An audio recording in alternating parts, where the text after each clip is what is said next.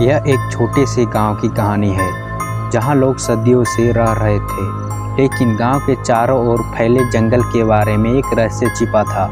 लोगों का मानना था कि उस जंगल में भूत प्रेत रहते हैं और कोई भी व्यक्ति वहां रात के समय जाता तो वापस नहीं आता।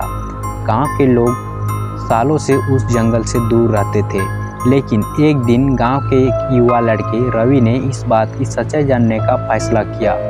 रवि हमेशा से जिज्ञासु और निडर था। वह उन कहानियों पर यकीन नहीं करता था जो लोग जंगल के बारे में सुनाते थे। वह मानता था कि ये सिर्फ पुराने समय की बातें हैं और आज के समय में ऐसी चीज़ों का कोई मतलब नहीं है। उसने ठान लिया कि वह जंगल में जाएगा और जानकर वापस आएगा कि वहाँ असल में क्या है। रवि ने एक रात अपने कुछ दोस्तों के साथ जंगल की ओर जाने की योजना बनाई। उन्होंने रात का समय इसलिए चुना क्योंकि डरावनी कहानियाँ हमेशा रात से ही जुड़ी हुई होती है। अपने साथ टॉर्च, लाठी और खाने पीने का थोड़ा सामान लेकर वे जंगल की ओर चल पड़े। शुरुआत में सब कुछ ठीक था, सामान्य लग रहा था।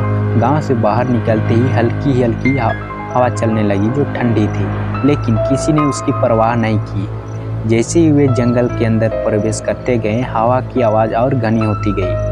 धीरे धीरे अजीब सी आवाज़ें सुनाई देने लगी, जैसे कोई पास आकर धीरे से कुछ कह रहा हो। सभी दोस्तों के चेहरे पर डर दिखने लगा, लेकिन रवि ने उन्हें समझाया कि ये सिर्फ हवा की आवाज़ है और कुछ नहीं। करीब आधे घंटे के बाद वे जंगल के बीचों बीच एक पुराने मंदिर के पास पहुँचे।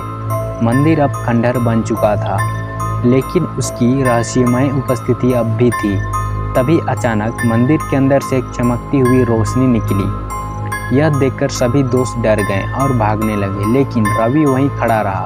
उसने ठान लिया था कि वह इस रहस्य को सुलझाएगा। रवि धीरे धीरे मंदिर के अंदर घुसा।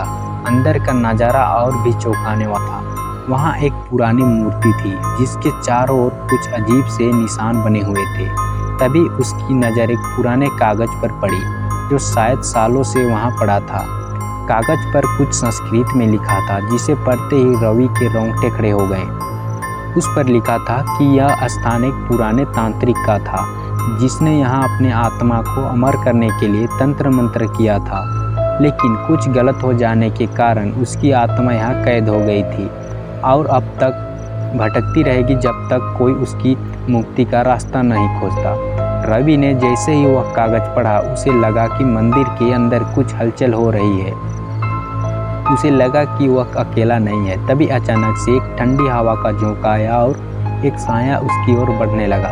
रवि के दिल की धड़कनें तेज हो गई। उसे समझ में नहीं आया कि वह क्या करे।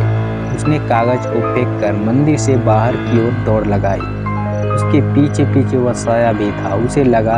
उसे लग रहा था जैसे वहाँ साया उसके बहुत पास आ चुका है। जंगल से बाहर निकलते ही रवि ने मुड़कर देखा, लेकिन वहाँ कुछ नहीं था।